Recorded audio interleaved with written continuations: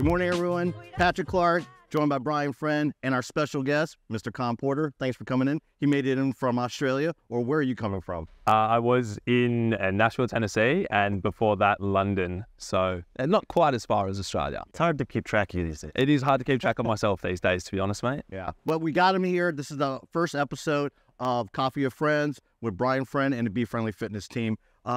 We partnered up with Box Basics. It's the go-to footwear and gear shop for the everyday CrossFit athlete.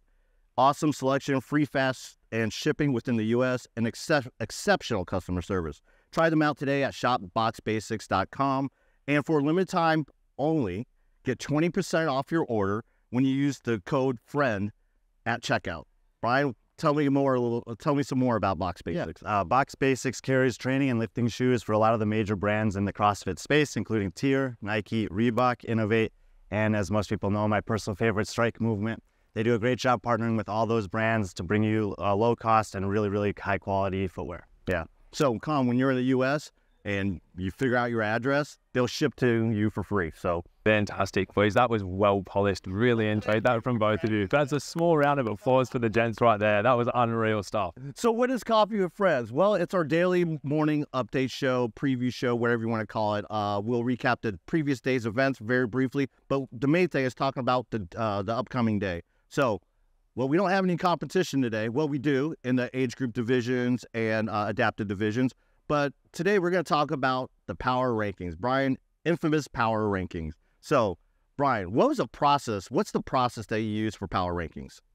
Yeah, I mean, I've been doing some sort of ranking of athletes for years and years, and more recently I've just put them out to the public. And as the years have gone on, one thing I've done is like expand the breadth of the field that I've targeted with the power rankings. And at the games, I do 1 through 40. Yeah. You know, these are the best athletes in the world. They've all taken the tests required to get here. And, you know, people understand that only one person can finish first, only 10 can be in the top 10, and someone has to be last.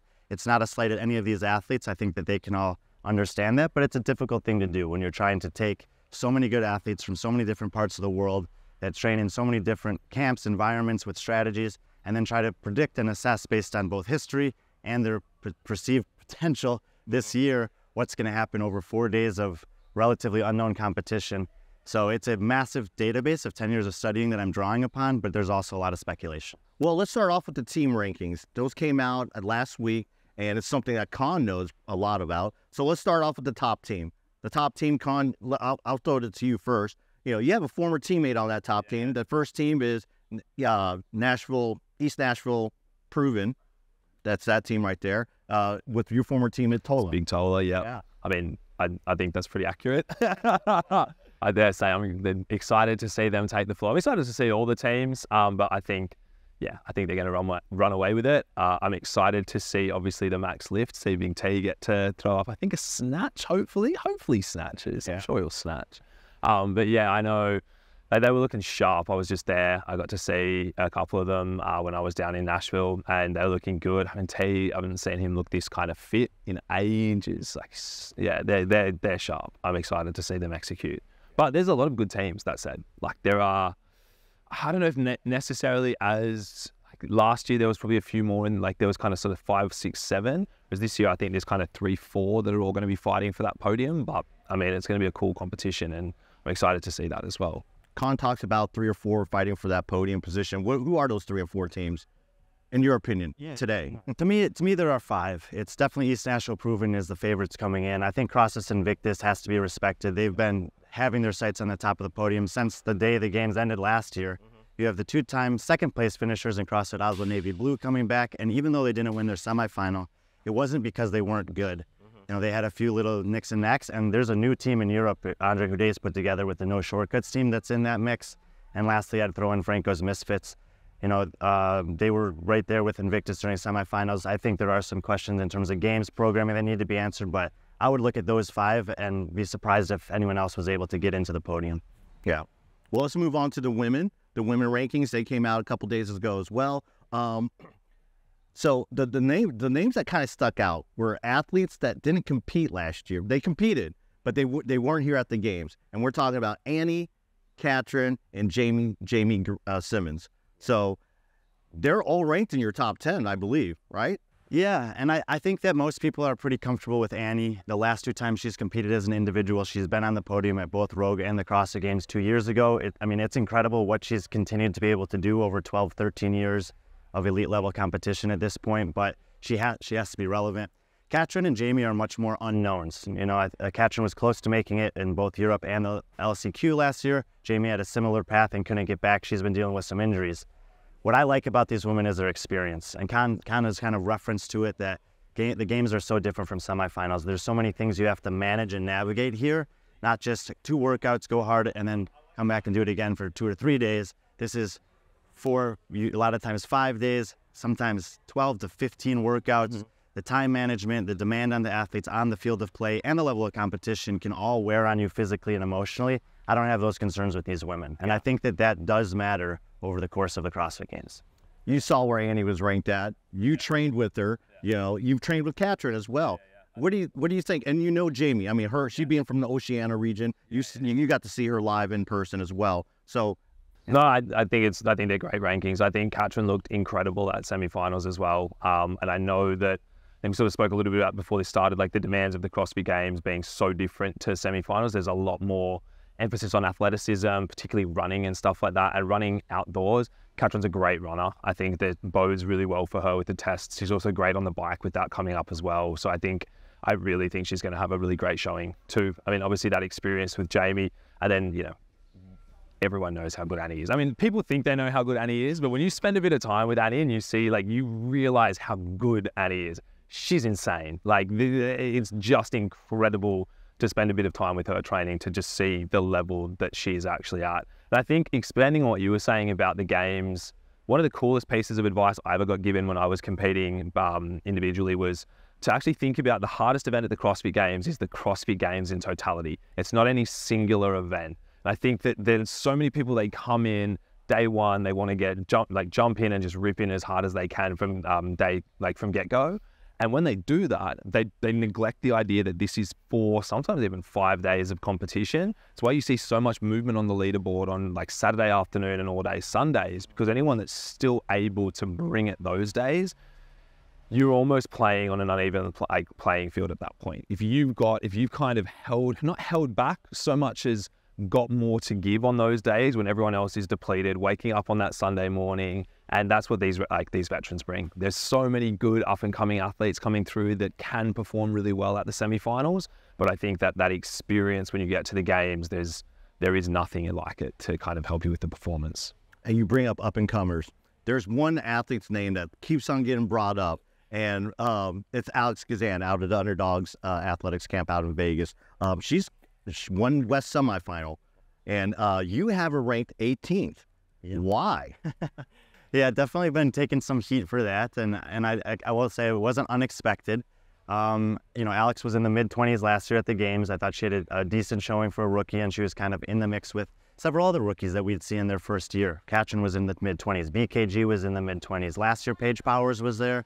Ellie Turner was there. It's not an unusual place for people to be.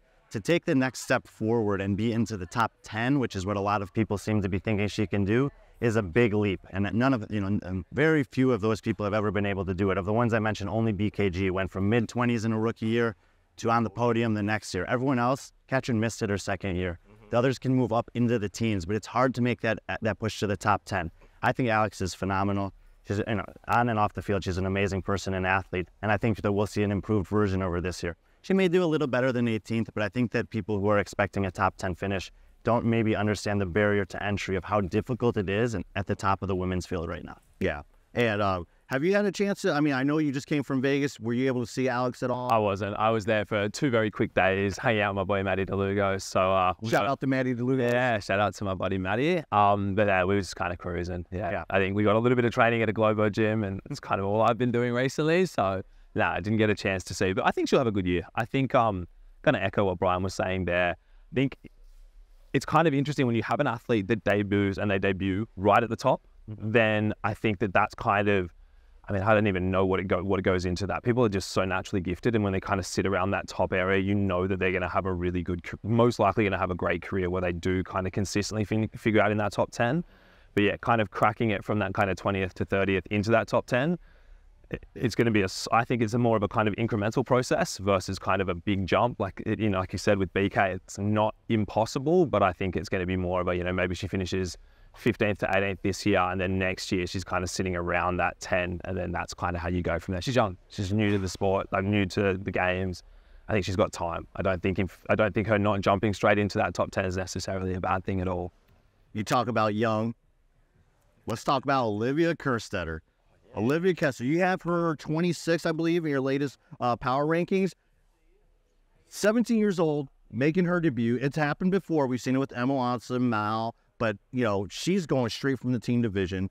Well, just like those women, she could still be competing as a teenager. Yeah. And it's like the fact of qualifying while you're still that young is incredible in its own right. I think that kind of the bar that Mal O'Brien and Emma Lawson set, and even Emma Carey 2 years ago, is a really, really high bar. We've actually gotten to see Olivia compete against an elite field at Rogue last year, and I think that we kind of got to see that thing that Con was talking about, where a young athlete enters into a field of very experienced female athletes in this sport and realizes that while I can have some success here or there, to do it across the entire competition is difficult. This year we also have cuts in play, and I think that, it's going to be difficult to make that top 20. I think she can be relevant in certain events early in the week, but I think kind of like the girls we just talked about, a mid-20 finish is not a bad thing for a rookie at the games, no matter how old you are. Wait, mid-20 finish at the games is good. let's put that out there. Mid-20 finish at the games is great, guys, no matter how many years you've been going. Yeah. So we have, you talked about the cut line. Obviously, there's 2 cuts this year. We have a cut down to 30, and then on Friday evening, we'll cut down to 20, and then from there, Friday we cut to 30, Saturday cut to 20. Correct. Yeah. And then what is it, Saturday? Wait, Saturday night you cut to 20 for Sunday. Okay, cool. I was like, whoa, that's earlier than I thought. It's rough. No, so, the cuts are always a controversial thing, and they're difficult to navigate. When we look at what we already know about this week, it seems like there's only going to be 6 workouts before 25% of the men's, women's, and team field are removed from the competition. So those workouts matter a lot. Some of them are starting to come into picture, and some of them are after the cut line. So if you're looking at athletes that you're hoping to get to Saturday because you want to run or you want to lift, you still have to manage the bike. You have to manage the pig. They just announced the return of alpaca, and we don't know. So we only know half the test so far. And you have to think, with what we know is coming and what we know is already here, what's likely to also show up. We don't see any barbells yet. We don't see any high-skill gymnastics, really. We have some toes to bar and chest to bar.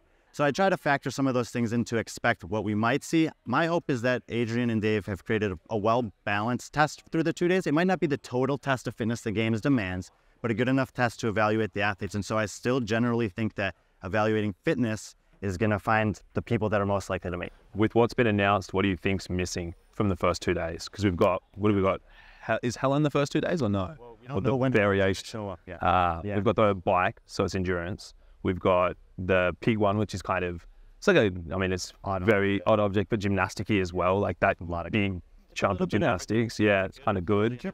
What else is in there? I think we want to see some kind of high-skill gymnastics. We want to see some kind of barbell cycling. And it's like, if you can check those 2 boxes in the first 2 days, anything else you can kind of fill around it is probably going to be okay. Yeah. So walking in this morning, I don't know if you guys saw it, there's a massive stand that has stand-up paddleboards for sale. It's the first thing you see when you walk in. If I was a guest, I did. I was very excited. There's been a few things that have popped up this year. They've got me a little bit, oof, this is cool. But that would be sick. I think we've never done it before. I'd heard a few rumors floating around that maybe that would pop up. And then seeing that there this morning, saw a lot of athletes practicing stand-up paddleboarding. And typically if you see a bunch of the athletes doing it, you're like, someone knows something that we don't. Yeah. And then that being at the front there, do you think that if that shows up, do you think that shows up in the first 6, or do you think you save that for maybe Saturday morning when you've got 30? Yeah, I was kind of thinking back to 2019 when they did the swim first thing Sunday morning. And then maybe this year, maybe they don't swim, but they do go in the water, and maybe they do reserve it till after the final cuts. And I would be okay with that. I think I would be, 20 people on the paddleboard is going to be way better than 30 as well. If it's the stand-up, it's going to be interesting to watch for sure. Well, we do know that the athletes weren't issued swimsuits. They weren't. They weren't. It doesn't mean they can't give them to them later. Who knows? And if you're on a paddleboard, do you really need a swimsuit? Shouldn't be. Let's hope not. Yeah, exactly. So let's talk about the men. You have Justin Maderos, number 1. Some people are a little shocked by that, but why should people be shocked that Justin Maderos, the 2-time champ, is number 1? Yeah, I mean, there's definitely room for conversation here. Yeah, like, Roman is going to be in the mix. Pat Vellner and Jeff Haller both looked amazing at semifinals. Yeah. There's guys like Sam Quant out there and Jason Hopper that are seemingly still getting better and approaching like the prime age of a competitive male in this sport. So it's a wide open landscape, but Justin does have that championship pedigree, and he knows what it takes to win. I think that the fact that not just one person, but multiple people beat him at semifinals is good for the field to just be like, okay, this guy is not invincible. But I think it's also good for Justin. He needed to be like, oh, okay, because to find the momentum to get back and do it again with the same intensity, same discipline, same focus that it took year 1 and year 2 is challenging. Now he has a reason to go back into the cave, train hard, and have a purpose to say, hey, that was a mistake. I still am this guy. And I think that's what we're going to see from Justin. Do you agree with that, Con? Yeah, I mean, I think it's wide open. I think with the tests that have been announced as well, I'm curious to see who ends up on the top, but I think you can't discount, like we said, he's won it twice. I think he's won it with Dave's programming, he's won it with, I know Dave and Adrian have done it this year, but if you look at the programming last year, I think on paper, it was very different to programming we've seen at the games before with Boz's Flair. And I think that I was surprised that he was able to edge out Roman and Ricky in what to me appeared to be a test that was very heavily focused on athleticism. There was a lot of new movements in there, and it was quite different. But I think if you really look at those tests, there was a huge bias towards athleticism. You had to be an athlete to do well at them. It's why I think Ricky did so well at a lot of them as well. And Justin was still able to rise to the top. He knows he's a damn good competitor when the pressure's on, and even with that kind of style of programming, I think you just look to see him being consistent across the weekend as he always does. And I don't know, yeah, it's very hard to see. I think he's definitely on the podium. It would be cool to see someone give him a real run for the money right up until the end. But yeah, I think he's won it twice in a row. It's pretty hard to say, no, he's done now because he had one bad competition. I mean, he didn't even have a bad competition. He still finished like 4th or 5th or whatever it was. But yeah, people are so quick to see someone like stumble and be like, they're done. They suck. But like, people have like good days and bad days. You can just turn up sometimes and go a bit missing when you're competing, and it happens to everyone. So I dare say he'd be coming back with a fire in his belly. We talked about fire in the belly as well, and we talked about athletes returning. There's an athlete that's returning on the men's side that I'm excited to see. I think a lot of people are, and that's Chandler Smith. You have him ranked 14th on your power rankings. What went into that one? Yeah, I mean, Chandler, I think, is a guy that we still haven't seen his full potential at the games. 2 years ago, he missed it by 1 spot, I think, and I would have liked to see him continue the competition. Last year, obviously, it was an unfortunate allergy situation at semifinals, but he's got the motivation back. He's feeling the support from people in his corner, and he's training hard. I think that, having his wife here this year on a team and just the whole environment that they've created within this space is going to be a good thing for him. I hope he gets out to a good start, because I think if he does, he can ride momentum all the way through. Yeah, I agree. I think he's a big momentum player. I think there's a lot of athletes like that. How they start will dictate how they finish the weekend. Even though we just spoke about how you have to kind of navigate the entire weekend, there are certain athletes, I think, that when they've got that kind of, Ricky's another one. When he's like, I think his start last year was so good, and that momentum for him, he just feeds off that. I think Chandler's someone like that as well. Yeah, and both those, Ricky and Chandler, don't have 5-6 years experience here. Yeah. They're still relatively new to the game's scene. Yeah. Whereas someone like Katrin, Annie, Jamie, who've been here year after year, they can weather the storm a little bit more just because they've done it. Know how to bring it on those last days. Well, I'm going to go, and we're going to talk about the People's Champ. We're going to talk about Colton Mertens. Yeah, so you have him at 30th. So he's going to make one cut, but he's not going to make the second cut. Well, and this is coming down to basically what I know about the programming so far, is that Saturday just doesn't look great for him on paper. We don't know the full day, but a long run and an Olympic total are going to be tough for him against a really strong, big men's field that those workouts favor. So like I said, I'm expecting some gymnastics, I'm expecting some barbell, I'm expecting some CrossFit on the first 2 days. And Colton's, he's incredible at this stuff. Like, everyone knows that things can come out that he can win against anyone in the world. And if he notches 1 or 2 top 5s in the first day, I think he'll make it to Saturday, but I think that'll be a tough day for him. Let's talk about your boy, Beeks, BKG. He's kind of flown under the radar this year. Not the greatest finish of semifinals, but you've trained with him. You know him. But again, I think it just goes back to that experience. He understands how to navigate the games. Yeah. semifinals, there were a couple of tests in there that he just did not do great on. I think, again, like you can just show up, and I know he came out, he was just like, man, I just underperformed. And it just happens every now and again. Like there was 2 tests in particular he underperformed on, and then he was able to kind of come back. And I think that's a testimony to that caliber of athlete. And I had this conversation with a friend of mine who was at the same semifinal and had an athlete competing there. Yeah, BK was in 16th after 3 tests. Halfway through the competition, he's in 16th place. There's a lot of athletes, and he was one of the people that was tipped to win it, or potentially threatened to win it. There's a lot of athletes that would see themselves in that position in a competition, and you'd see the head go down, you see the demeanor change, and they'd already count themselves out. He did what he needed to do, and he came back to be able to qualify. And he didn't do it in spectacular fashion by going and trying to win events. He just went, he did what he needed to do, and he qualified. And I think that ability, that mentality is, it's his pedigree, and it's this, like, the amount of experience he has. And I think that means he is going to have, I think he finishes in the top 10. See, extremely biased here. I'd love to see him as high as possible and, fighting for a podium spot. But yeah, I think he's definitely a top 10. He's perennial top 10 every year. So I don't see why he's not going to do that again this year. No, absolutely agree. BK is as veteran as they come. He's cool under pressure, and he can do it all. And I think that if we know anything about Adrian Bosman's program, that if you make it throughout the entire test, you're going to have to do it all. So exactly. I think BK will do great this year. Yeah. Well, Con, you're here all week. Where are we going to find you? What are you doing? What are you doing today? I'll find you, Patrick. I will find you. I'll just pop my head out and you'll never know where from. Now, I'll be floating around at the LSKD booth a lot of the weekends, sort of working with them. And then honestly, yeah, hanging out with the training plan guys too. And then just, getting a wet towel to dab Yami's head if he starts to overheat, running and grabbing him some Paper Street coffee. You see what I did there, boys? Love that one. Look at that. But yeah, I'll just be floating around.